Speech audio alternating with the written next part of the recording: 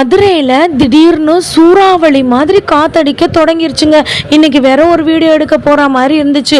இந்த கடைக்கு நான் போனதுக்கான ரீசன் வந்து பார்த்தீங்கன்னா 1 இல்லை 2 இல்லை 3 இல்லை 4 இல்லை 6 பொருள் சேர்த்து வந்து பார்த்தீங்கன்னா 159 ரூபான்னு சொல்லிட்டு எக்கச்சக்கமான பொருட்கள் வச்சுருக்காங்க.